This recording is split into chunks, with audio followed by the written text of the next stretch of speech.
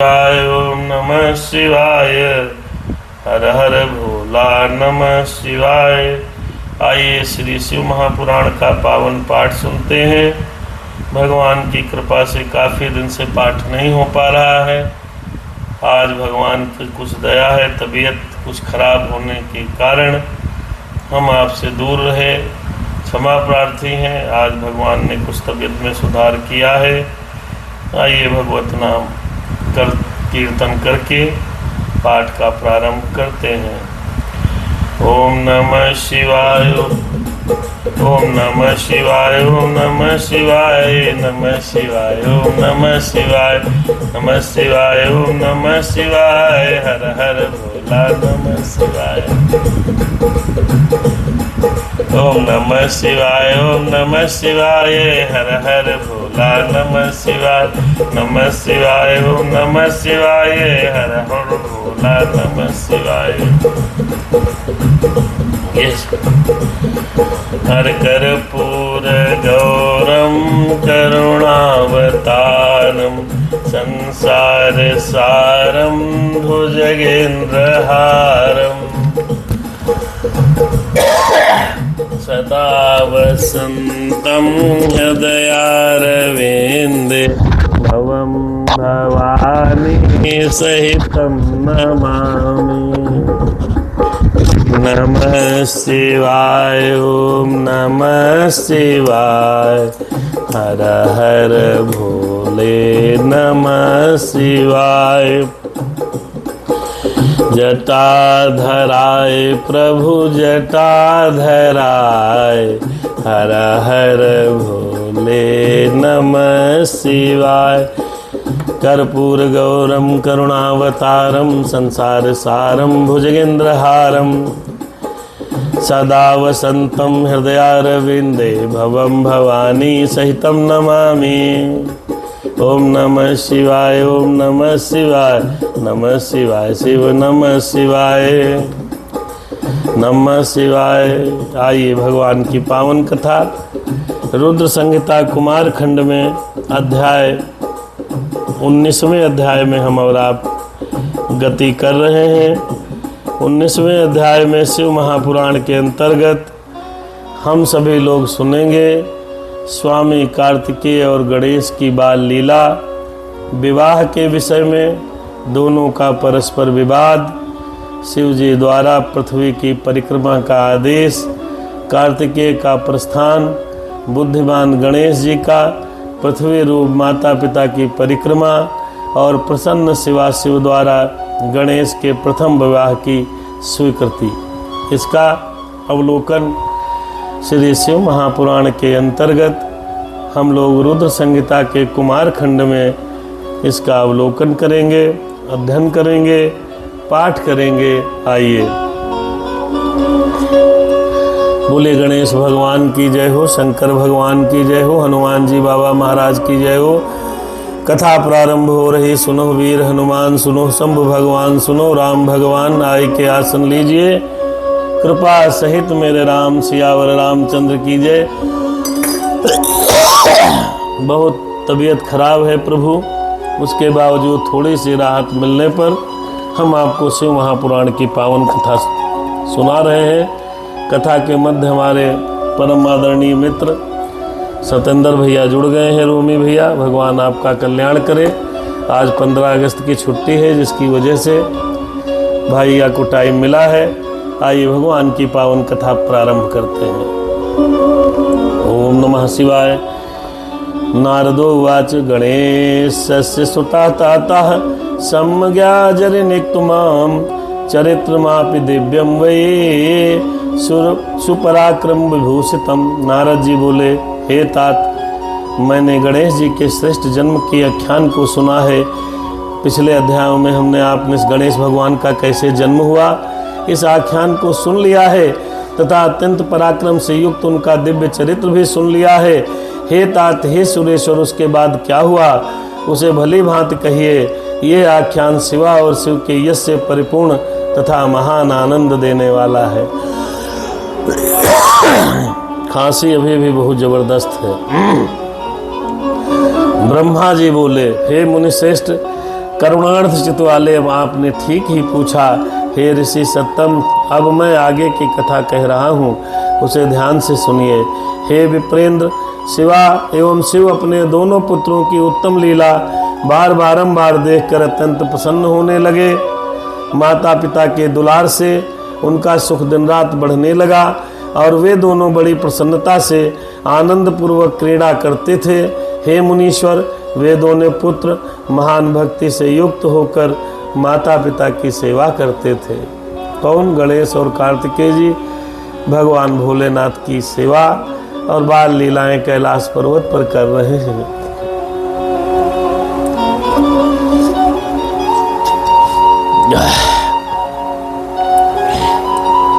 वे दोनों पुत्र महान भक्ति से युक्त होकर माता पिता की सेवा करते। खसमुख गणेश कार्तिकेय तथा गणेश के प्रति माता पिता का अधिक स्नेह शुक्ल पक्ष चंद्रमा के समान सदा बढ़ने लगा। हे देवर्षि, एक समय शिवा एवं शिव वे दोनों प्रेम युक्त होकर एकांत में बैठे हुए कुछ विचार कर रहे थे। शिवा शिव बोले, अब हमारे ये पुत्र विवाह के योग्य हो गए हैं, अतः इन दोनों का शुभ विवाह कैसे किया जाए। किस प्रकार खरमुख, जिस प्रकार हमें कार्तिकेय जी खष्टमुख प्रिय हैं, उसी प्रकार गणेश भी प्रिय हैं। इस प्रकार की चिंता में पड़े हुए वे दोनों लीला का आनंद लेने लगे। हे मुने, अपने माता पिता का यह विचार जानकर वे दोनों पुत्र उनकी इच्छा से विवाह के लिए लालायित हो उठे। पहले मैं विवाह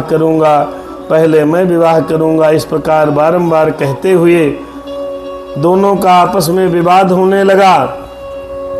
जगत के अधिपति वे दोनों शिवा पार्वती और शिव उनके वचन को सुनकर लोकाचार की रीति का आश्रय लेकर महान आश्चर्य में पड़ गए।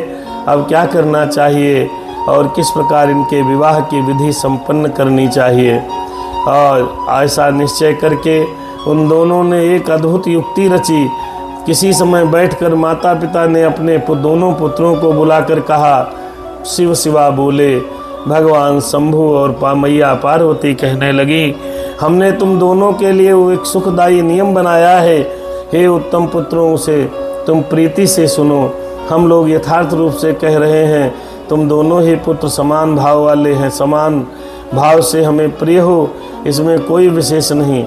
अतः हम लोगों ने तुम दोनों पुत्रों के लिए एक कल्याणप्रद शर्त रखी है। तुम दोनों में से जो कोई भी पृथ्वी का संपूर्ण परिक्रमा लगाकर पहले चला आएगा, उसी का शुभ लक्षण संपन्न विवाह पहले किया जाएगा। दोनों कार्तिकेय और गणेश जी को भोलेनाथ ने बुलाया, पार्वती जी ने बुलाया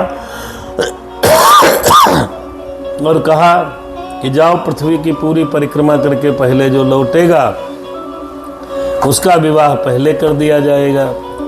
ब्रह्मा जी बोले, उन दोनों का वचन सुनकर महाबली कार्तिकेय पृथ्वी की परिक्रमा करने के लिए बड़ी शीघ्रता से घर से चल पड़े। किंतु बुद्धिमान गणेश जी अपनी सद्बुद्धि से चित्त में बारंबार विचार करके वहीं स्थिर रहे कि मुझे क्या करना चाहिए और कहाँ जाना चाहिए। मैं तो लांघ भी नहीं सकता हूँ, कोस भर चलने के बाद फिर चल भी नहीं सकता हूँ।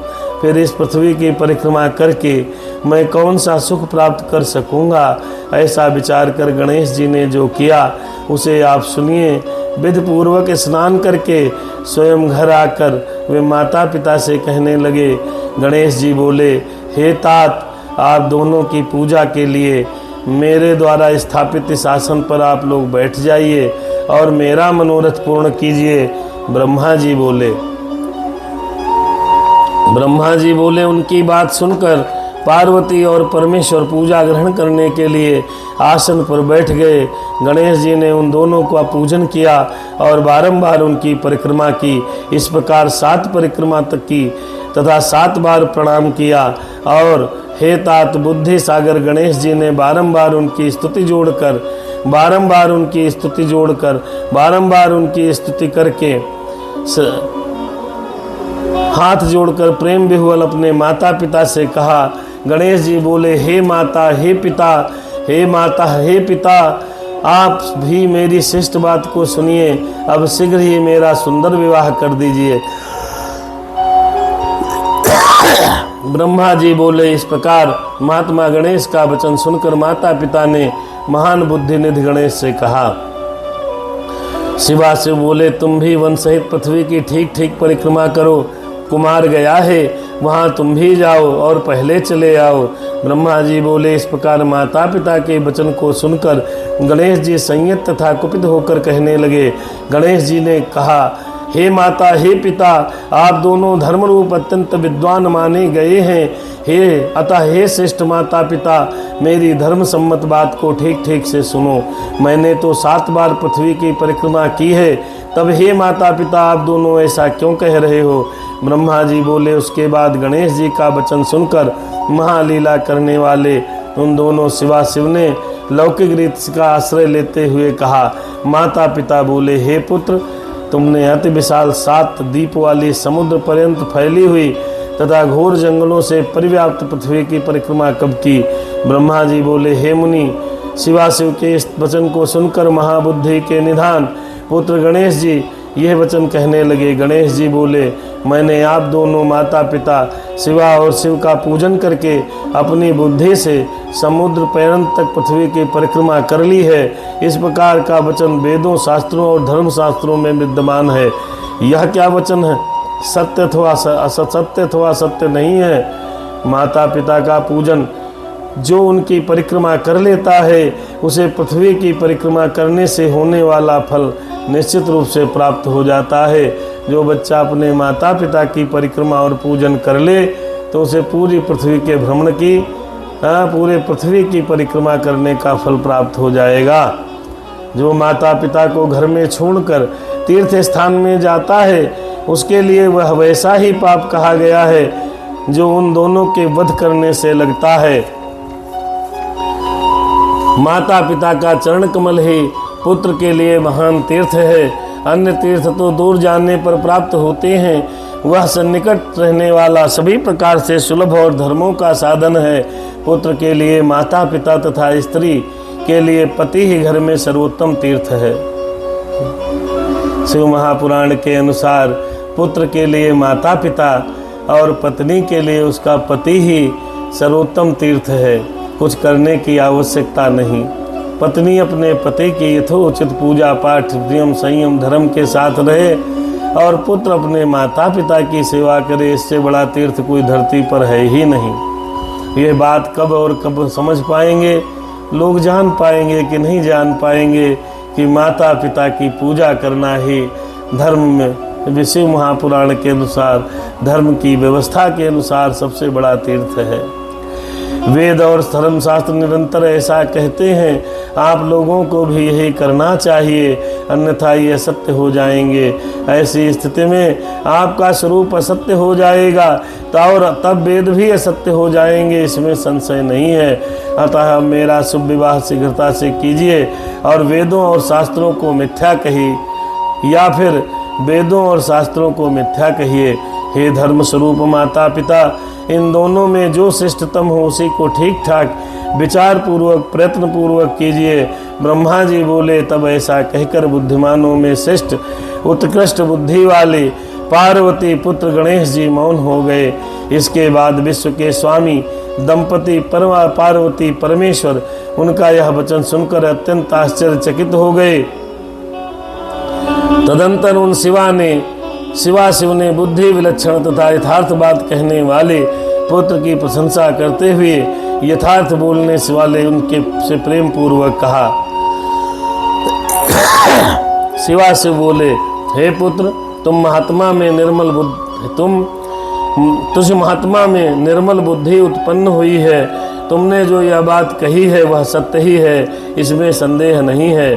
संकट उपस्थित होने पर भी जिनकी बुद्धि में विशेषता बनी रहती है उसका दुख उसी प्रकार दूर हो जाता है जैसे सूर्य के उदय होने पर अंधकार दूर हो जाता है। जिसके पास बुद्धि है उसी के पास बल है। बुद्धिहीन को बल कहाँ से प्राप्त होगा?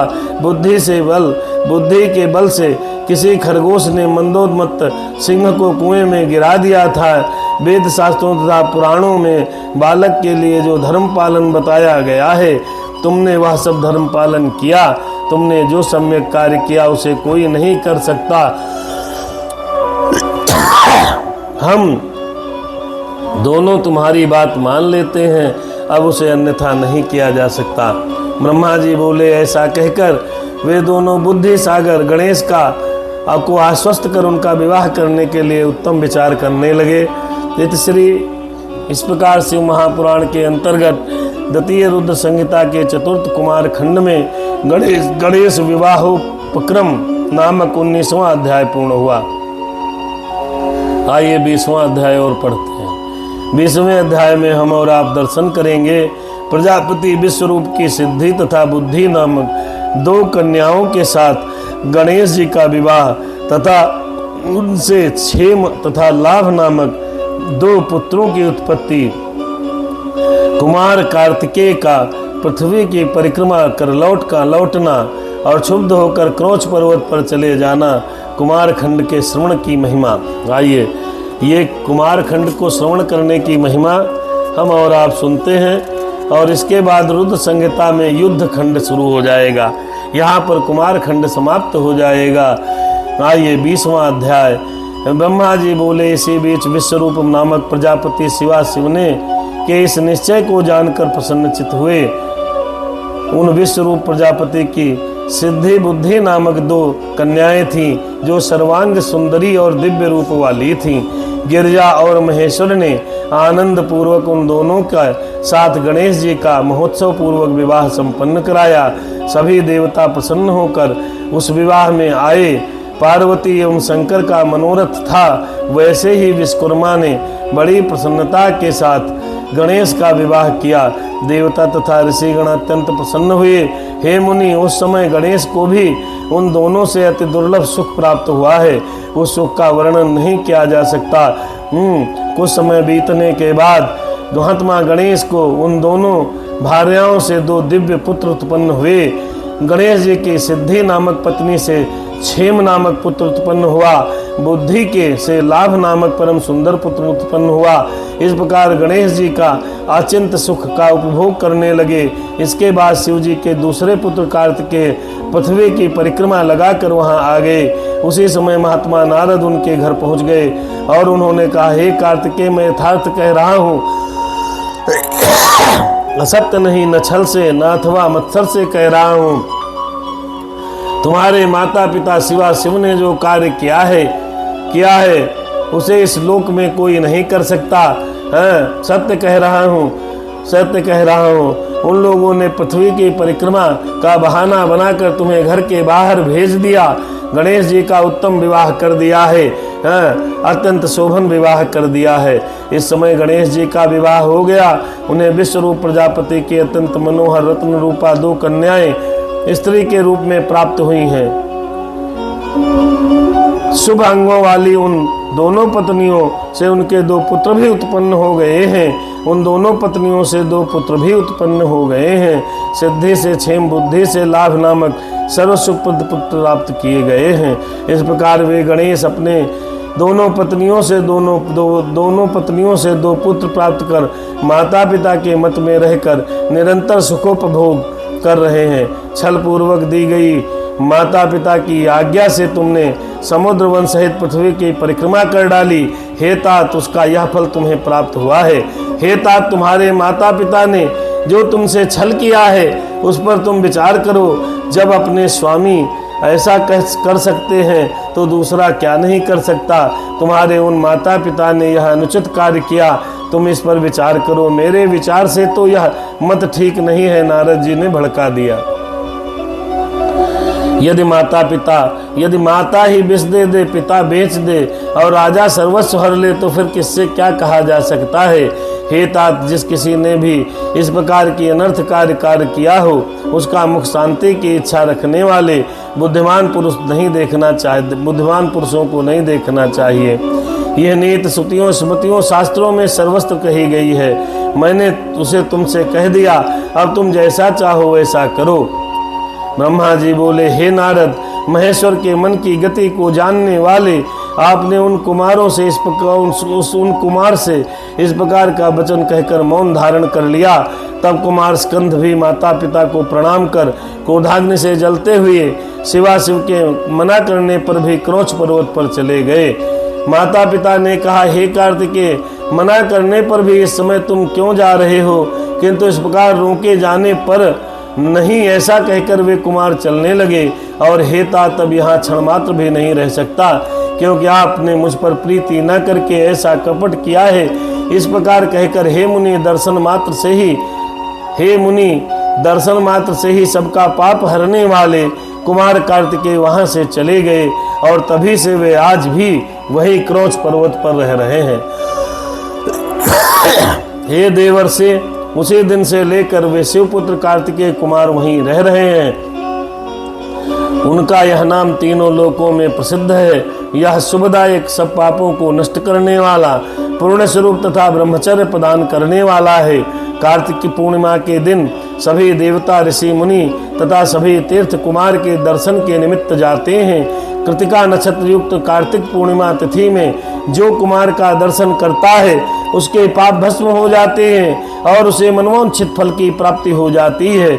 स्कंद का वियोग होने पर पार्वती भी दुखित हुई और उन्होंने दीन होकर शिवजी से कहा, हे प्रभु, आप मेरे साथ वहां चलिए। तब उनको सुखी करने के लिए शंकर जी भी स्वयं अपने अंश से क्रोच पर्वत पर गए। वहीं मल्लिकार्जुन नामक सुखदायक ज्योतिर्लिंग प्रतिष्ठित है। अपने भक्तों की अभिलाषा पूर्ण करने वाले तथा सज्जनों को शरण देने वाले शिवजी पार्वती जी के साथ आज भी वहां दिखाई पड़ जाते हैं। तब पार्वती सहित उन शिव को आया हुआ जानकर वे कुमार विरक्त होकर वहां से अन्यत्र जाने को उद्यत हो गए। तब देवताओं तथा मुनियों के बहुत प्रार्थना करने पर भी वे कार्तिकेय उस स्थान से 3 योजन दूर हटकर निवास करने लगे। हे नारद पुत्र के स्नेह से आतुर वे दोनों शिवाशिव कुमार के दर्शन के लिए पर्व पर वहां जाते रहते हैं। अमावस्या के दिन वहां शिव जी स्वयं जाते हैं एवं पूर्णमासी के दिन पार्वती निश्चित रूप से उनके स्थान पर जाती हैं। हे मुनीश्वर, आपने कार्तिकेय तथा गणेश्वर का जो वृत्तांत पूछा था वह मैंने शिष्ट वृत्तांत आपसे वर्णित किया। इस कथा को सुनकर बुद्धिमान मनुष्य समस्त पापों से छूट जाते हैं और अपनी समस्त संपूर्ण अभिलषित शुभकामनाओं को प्राप्त कर लेते हैं। जो इस कथा को पढ़ता है अथवा पढ़ाता है अथवा सुनाता है अथवा सुनता है वह सभी मनोरथ प्राप्त कर लेता है, इसमें संदेह नहीं करना चाहिए। ब्राह्मण वचावर्षी तथा क्षत्रिय विजयी हो जाता है। ब्राह्मण ब्रह्मवचर्षी तथा क्षत्रिय विजयी हो जाता है। वैश्य धन से संपन्न हो जाता है। शूद्र श्रेष्ठता को प्राप्त कर लेता है। रोगी रोग से मुक्त हो जाता है और भयभीत व्यक्ति भय से मुक्त हो जाता है। वह मनुष्य भूत प्रेत आदि बाधाओं से पीड़ित नहीं होता। यह आख्यान पाप रहित, यश तथा सुख को बढ़ाने वाला, आयु में वृद्धि करने वाला, स्वर्ग की प्राप्ति कराने वाला, अतुलनीय तथा पुत्र पौत्र आदि प्रदान करने वाला, मोक्षदायक शिव विषय ज्ञान को देने वाला, शिव शिवा का प्रीतिकारक तथा शिव की भक्ति को बढ़ाने वाला, भक्तों का तथा निष्काम मुमुक्षुओं को शिव जी के अद्वैत ज्ञान देने वाला, कल्याणकारक तथा सदा शिव में इस आख्यान को सर्वदा श्रवण करना चाहिए। जय श्री राम। भगवान की कृपा आप सब पर बनी रहे। इस प्रकार श्री शिव महापुराण के अंतर्गत द्वितीय रुद्र संहिता के चतुर्थ कुमार खंड में गणेश विवाह वर्णक नामक 20वां अध्याय संपूर्ण हुआ। अब ये रुद्र संहिता शिव महापुराण में अपना द्वितीय रुद्र संहिता के 5वें युद्ध खंड का प्रारंभ होगा, जिसमें समस्त राक्षस इत्यादि से युद्ध होगा। समझो भैया। अब उसके बाद हम और आप सभी लोग युद्ध शिव महापुराण के युद्ध खंड को पढ़ेंगे। सादर जय सिया राम। ओम नमः शिवाय। भगवान की कृपा आप सब पर बनी रहे। शिव महापुराण की कथा आज के भाग में 2 अध्यायों में यही समाप्त होती है। कुमार खंड समाप्त हो गया। श्री राम जी की कृपा बनी रहे। हे भगवान, हम और आप सब लोग जीवन भर सुखी रहे, ऐसी परमात्मा से प्रार्थना है। हे परमात्मा, हमको सुखी रखना, निरोगी बना देना प्रभु, भय से हटा देना, भय समाप्त कर देना। इस प्रकार की प्रार्थना भगवान भोलेनाथ के चरणों में समर्पित करते हुए शिव महापुराण की कथा का विराम हो गया। आइए श्री रामचरितमानस के लंका कांड को